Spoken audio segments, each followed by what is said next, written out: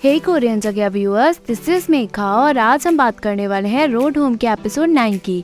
So let's get started.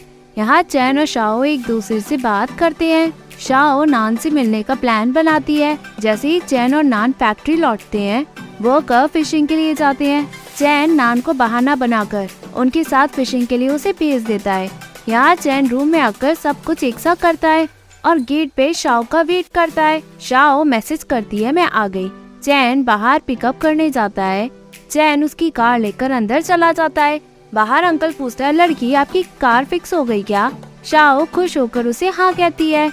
जैसे ही Shao अंदर garage में आती है, चैन कार की कमियों को बताता है। शाओ कहती है, मैं ज्यादा कार नहीं चलाती क्योंकि मैं हमेशा बिजनेस ट्रिप पे जाती हूँ। इससे कोई प्रॉब्लम है क्या? चैन कहता है, नहीं, बस एक्सप्रेस वे पे ज्यादा चलाया करो, प्रॉब्लम ठीक हो जाएगी। दोनों के बीच अच्छी कॉन्वर्सेशन होती है और दोनों हंसते हैं। तभी शाओ पूछती है, नान कहाँ है? चैन कहता है, वो फिशिंग करने गया है। शाओ कहती है, उसने कहा था कि वो मुझे मिस कर रहा था और वो फिशिंग के लिए चला गया। चैन कहता है, वो बच्चा है, उसे कहाँ याद रहता है कि वो क्या रहा है। शाओ कहती है, वो वापस कब आएगा? मैं उसके लिए बहुत सारा डिलीशियस फूड लाई हूँ। चैन कहता है, पता नहीं वो कब तक आएगा। जैसे ही चैन अपने कार इक्विपमेंट निकालता है, शाओ पूछती है, इसे क्या कहती है? चैन उसे इक्विपमेंट के बारे में बताता है। शाओ सब समझती है। चैन कहता है, तुम अंदर चली जाओ। शाओ कहती है, तुम कार फिक्स नहीं कर रही क्या? चैन कहता है, कर दूंगा, यहाँ ठंड है, तुम अंदर बैठो। शाओ अंदर चली जाती है। बाहर एक लेडी ये सब नजारा देख के बुरा फील करती है और चैन की मदर को कॉल लगाकर कहती है, तुम्हारा बेटा गराज में एक लड़की लाया है। चैन शाओ को रूम में लाकर कहता है, बच्चा रहता है यहाँ, इसलिए ज्यादा साफ नहीं है। शाओ कहती है, मैं तो इससे भी ज्यादा मैसी में रही हूँ। और टेबल देख के कहती है, जब मैं यहाँ पहली बार आई, मैंने यहाँ बहुत सारे टेस्ट पेपर देखे थे, मुझे उनसे बहुत डर लगता था। मैंने हाई स्कूल में बहुत पढ़ाई की। चैन कहता है, तुम सब समझती हो। शाओ एग्री करके कहती है, ये सब बहुत सिंपल है। और वो अपने स्कूल टीचर की स्टोरी बताती है कि वो कैसे थे और सोचती है कि अब वो कैसे और कहाँ होंगे। चैन शाओ को पकड़ता है और कहता है, जब मैंने तुम्हें गैस स्टेशन पे पहली बार देखा, तब मेरी हिम्मत नहीं हुई तुमसे बात करने की। तुम अभी भी बिल्कुल वैसी ही दिखती हो, पर थोड़ी सी बड़ी हो गई हो। वो उसे प्यार करता है। शाओ कहती, गेट खुला है। चैन शाओ को हग कर लेता है। वो जैसे ही शाओ को किस करने जाता है, तभी नान वहाँ आ जाता है। सभी का ऑकवर्ड मोमेंट होता है। नान कहता है, मैं आंट से मिलने के लिए भागा भागा आया हूँ। चैन कहता है, खाने के लिए फिश कम है, हमें वेजिटेबल्स भी चाहिए। वो और नान ग्रोसरी शॉपिंग के लिए जाती है। शाओ यहाँ खुश होती है। शाओ बुक पढ़ती है। तभी चैन की मदर वहाँ पहुँचती है। शाओ कहती है, आप लूचेन को ढूंढ रही है क्या? मदर कहती है, तुम कौन? शाओ कहती है, मैं उसकी क्लासमेट हूँ। और आप? मदर अपना इंट्रोडक्शन देती है और पूछती है, लूचेन कहाँ है? शाओ कहती है, वो ग्रोसरी लेने गया है। मदर कहती है, तुम्हें यहाँ छोड़ दिया और ग्रोसरी लेने चला गया वो? शाओ कहती है, आप बैठो, मैं चलती हूँ। मदर उसे वहीं बैठने को कहती है और बेडशीट चेंज करते हुए शाओ के बारे में पूछती है। शाओ अपना नाम बताती है और मदर की हेल्प करने को जाती है, बट मदर उसे गेस्ट बोलकर वहीं बैठने को कहती है। शाओ कॉल का बहाना मारकर बाहर चली जाती है और गराज के बाहर खड़ी होती है। अंकल शाओ को देखकर गराज के ऑफिस में बैठने को कहता है क्योंकि बाहर बहुत ठंड है। शाओ अंदर आती है। अंकल पूछता है, तुम और चैन कार रिपेयर के दौरान मिले क्या? शाओ कहती है, नहीं, हम बस क्लासमेट हैं। यहाँ चैन ग्रोसरी शॉपिंग करता है। चैन की मदर गराज के ऑफिस पहुंचकर कहती है, मैंने बेडशीट चेंज कर दी है और अब मैं चलती हूँ। वो शाओ को घर आने का इनविटेशन देती है। शाओ एग्री करती है। मदर चली जाती है। जैसे ही चैन गराज में वापस आता है, वो शाओ को ऑफिस में देखता है और शाओ से पूछता है, तुम यहाँ क्या कर रही हो? शाओ कहती है, तुम्हारी मदर यहाँ आई थी, मुझे देख के वो खुश नहीं लग रही थी, सो इसलिए मैं यहाँ आ गई। चैन पूछता है, क्या उन्होंने तुम्हें बुली किया?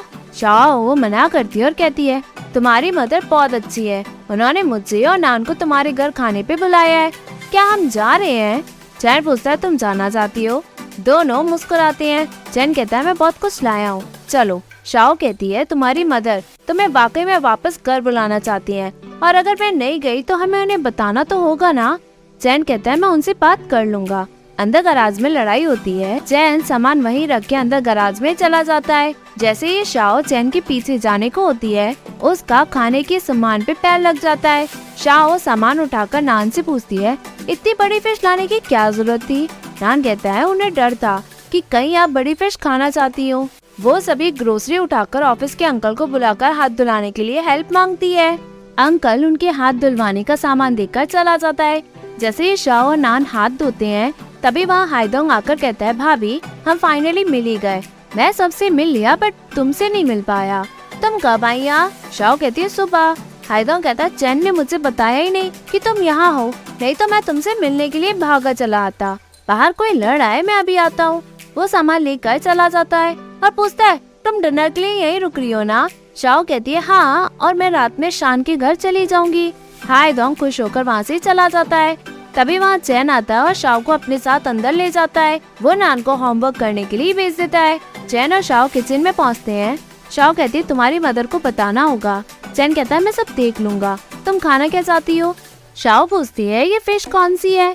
चैन कहता है, मैंडेरिन। शाओ कहती है, तो बहुत महंगी है। वो फिश की फरमाइशें बताती है। चैन हंस के कहता है, तो पहले भी ऐसी फरमाइशें करती थी। शाओ हंसती है। चैन हाइदोंग को आवाज लगाकर सामान मंगवाता है। हाइदोंग शान के रेस्टोरेंट के बाहर खड़ा होता है। शान पूछती है, तुम यहाँ क्या कर रहे हो? कुछ पैसे चाहिए क्या? हाइदोंग कहता है, मैं खाने का सामान लेने निकला था। शान हंस के कहती है, तुम कब से काम करने लगे? हाइदोंग कहता है, लू चैन और कौन? शान कहती है, वो खाना किसके लिए बना रहा है? हाइदोंग कहता है, शाओ के लिए। शान कहती है, ओ, उसको कहना कि वो बाद में घर आ जाए, मैं उसका वेट करूंगी। हाइदोंग एग्री करता है और वो शान को अंदर जाते हुए देखता है। यहाँ चैन डिश बनाकर शाओ को टेस्ट कराता है। शाओ उसकी तारीफ करती है और दोनों मस्ती करते हैं। तभी वहाँ हाइदोंग आता है और कहता है, बढ़िया, बहुत बढ़िया, मैं तुम्हारा सामान ले आया और मैं अपने लिए ड्रिंक्स भी ले आया हूँ। चैन उससे सामान लेकर खाना बनाने चला जाता है। शाओ हाइदोंग को कहती है, चैन की मदर आई थी। हाइदोंग कहता है, जरूर आंट ने उन्हें बुलाया होगा। मेरी मदर ने मुझे बताया जब चैन 3 साल का था उसके डैड ने उसे पनिश किया और डांटा भी, वो भी चाइनीज न्यू ईयर में, क्योंकि उसने कुछ गलत कह दिया। उसे पूरी रात डाइनिंग टेबल के बगल में खड़ा रखा। लू चैन की मदर उससे मिलना चाहती थी बट वही आंट ने उन्हें उनसे मिलने के लिए मना कर दिया। उसके फादर बेटी से ज्यादा बेटे को प्यार करते थे, इसलिए जब भी वो ड्रंक होते चैन की सिस्टर को मारते। लू चैन बाद में बीच में पड़ने लगा। उसने अपनी बहन को कई बार बचाया। अब भले ही वो बड़ा हो गया है लेकिन उसके लिए ये सब आसान नहीं है। क्या अब तुम दोनों में सुलह हो गई? शाओ कहती है, नहीं, बस हम अभी फ्रेंड्स हैं। रात होती है। हाइदोंग को उठाकर चैन उसे अपने साथ ले जाता है और उसे घर छोड़ता है। तभी जियानफेंग हाइदोंग को संभालता है। जैसे शाओ आती है, हाइदोंग उसे भाभी कहकर बकवास करता है। जियांगफेंग कहता है, तुमने मुझे पहचाना? शाओ कहती है, ऑफ कोर्स। जियांगफेंग कहता है, जब क्लास रियूनियन हुआ मैं दियालियान चला गया, इसलिए मैं तुमसे मिल नहीं पाया। हाइदोंग नशे में कहता है, जियांगफेंग तुम शाओ के बारे में उल्टा सीधा मत सोचो, वो तुम्हारी भाभी है और चैन की वाइफ है। जियांगफेंग कहता है, क्या बकवास कर रहे हो? मैं अपने ओल्ड क्लासमेट से मिलकर बहुत खुश हो रहा था। हाइदोंग जियांगफेंग की पोल खोलकर कहता है, ये तुम्हारी वाइफ से बहुत प्यार करता है, जब से इसने उसे स्कूल में देखा है। अभी भी शाओ की फोटो इसके पेट साइड में है, मैं बता रहा हूँ।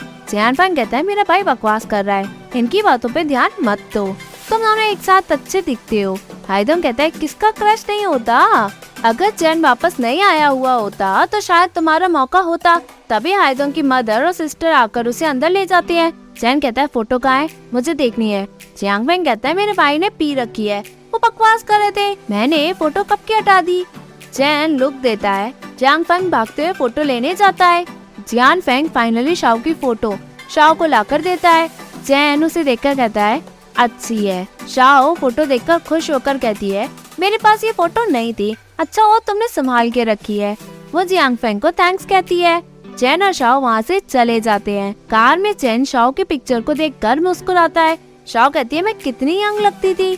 चैन कहता है, उसके पास ये फोटो कैसे पहुँची? शाओ कहती है, पता नहीं, टीचर ने फोटो ली थी, शायद उसने टीचर से मांग ली होगी। चैन कहता है, उसने कितना सोचा होगा। चैन शाओ को फाइनली शान के घर ड्रॉप करता है और शाओ की फोटो देखता है और कहता है, अगर तुम शीनिंग नहीं आती तो शायद मैं वापस नहीं आता। शाओ कहती है, अगर हमारी कार शीनिंग में खोई नहीं हुई होती तब भी मैं तुम्हें ढूंढते हुए वहाँ तुम्हारे पास पहुँचती। मैंने वांग तिंग से तुम्हारा नंबर 2 साल पहले ही मांग लिया था और मैंने उसे अच्छे से याद कर लिया। चैन खुश होता है और कहता है, सोने से पहले तुम मुझे कॉल कर लेना। शाओ एग्री करके चली जाती है। चैन उसे जाते हुए खुशी से देखता है। शान गेट खोलकर शाओ को चिढ़ाते हुए कहती है, मुझे लगा तुम गराज में ही रुकोगी, पर चैन तो समझदार निकला। दोनों अंदर चले जाते हैं। यहाँ शाओ शान को बताती है, मैंने चैन की मदर को देखा, वो उसकी तरफ बिल्कुल भी नहीं है। शान कहती है उसके पेरेंट्स वो अलग ही रहते हैं, रहने दो, तुम उनसे ज्यादा मिलने कहाँ वाली हो, क्या तुमने चैन से बात की? शाओ कहती है नहीं। शान कहती है कर लेनी चाहिए अगर तुम्हें इस रिलेशन को लेकर आगे कुछ करना है तो। शाओ कहती है मैं कुछ और टाइम लेना चाहती हूँ। शान सो जाती है, तभी शाओ चुपके चोरी उठकर बाहर आकर बालकनी में खड़ी होती है और चैन को कॉल लगाकर कहती है मैं रिग्रेट कर रही हूँ, मुझे तुम्हारे साथ कुछ और टाइम बिता लेना चाहिए था, हमारी बातें अधूरी रह गई। चैन कहता है क्या तुम अभी भी मुझे देखना चाहती हो? मैं नीचे ही हूँ, गया नहीं हूँ। शाओ कहती है शान सो रही है, मैं बाहर नहीं आ सकती। चैन कहता है रुको। शाओ कोट पहनती है। चैन अपनी कार पे चढ़कर कहता है मैं दिख रहा हूँ ना तुम्हें? शाओ कहती है हाँ, बट तुम्हें दिखने का डर नहीं क्या? चैन उतरता और कहता है कोई आ रहा है, अब मैं चलता हूँ। शाओ खुश होती है। चैन उसे गुड नाइट कहकर चला जाता है। शाओ उसे जाते हुए खुशी से देखती है। यहाँ चैन जब घर आता है, नान कहता है अंकल मुझे लगा तुम वापस नहीं आने वाले। चैन कहता है तो मैं कहाँ जाऊँ, तुम्हें तो अब आदत हो गई होगी है ना? नान एग्री करता है। जैसे ही चैन शाओ का नाम लेता है, नान उठकर बैठ जाता है। चैन उसे सोने को कहता है और पूछता है तुम्हारे आंट का काम कैसा चल रहा है? तुम तो उसका काम जानते हो है ना? नान पूछता है कुछ हुआ है क्या? चैन कहता है नहीं, बस मैं जानना चाहता हूँ। नान मुड़कर कहता है आप उन्हीं से पूछ लेना। चैन कहता है रात के 2 बज रहे हैं, मैं कैसे पूछूं? नान कहता है तो कल पूछ लेना। चैन उसे उठाता है। नान कहता है वो शायद इन्वेस्टर है, वो अपने कलीग को बताती है कि कहाँ इन्वेस्ट करने हैं। चैन सब समझता है।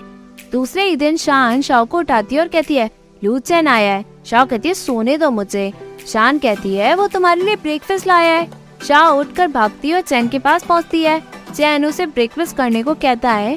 शाओ खाती है और चैन को खाने को पूछती है। चैन कहता है मैंने गराज में खा लिया, मैं सीक्रेट मिशन में कुछ दिनों के लिए जाने वाला हूँ, तो मैं अपना फोन यूज नहीं कर पाऊंगा। मेरा काम थोड़ा डिफरेंट है, हर टाइम मुझसे कांटेक्ट कर पाना मुश्किल है, इसलिए मैं तुम्हें पहले बताना चाहता हूँ। शाओ एग्री करती है। चैन कहता है तो मैं चलता हूँ। शाओ हंस के कहती है कुछ और? चैन कहता है हम अभी बिजी हैं, जब तुम बिजनेस ट्रिप से वापस आ जाओगी तब हम बात करेंगे। शाओ कहती है किस बारे में? चैन कहता है मेरी जॉब, सैलरी, प्रॉपर्टी, मैं सब कुछ तुम्हें बताना चाहता हूँ, जो स्कूल टाइम में मैंने तुम्हें पहले कभी नहीं बताया। तभी शान आकर कहती है अब तुम समझदार हो गए हो। जैसे ही शान कुछ और कहने जाती है, शाओ चैन को काम के लिए जाने को कहती है। चैन वहाँ से चला जाता है। तभी शान पूछती है तुम्हारे डैड को चैन के बारे में पता है क्या? शाओ कहती है मैं उन्हें बताना नहीं चाहती। हांगरुन जुआ में शाओ पहुँचती है। रू कहती है मुझे लगा तुम मेरा एयरपोर्ट पे वेट करोगी। शाओ कहती है टाइम है अभी, मैं थोड़ा सा काम करने के लिए आ गई। वो एम्प्लॉय कलीग के साथ मीटिंग करती है और एम्प्लॉयज को समझाती है। तभी रू भी अपना ओपिनियन देती है। रू और शाओ फाइनली एयरपोर्ट पहुँचते हैं। शाओ के फादर कहते हैं मैं एयरपोर्ट पे हूँ। शाओ रू को बताती है फादर है यहाँ। तभी एपिसोड एंड होता है। Hey viewers, if you like this video, please like, share and subscribe this channel. Thank you.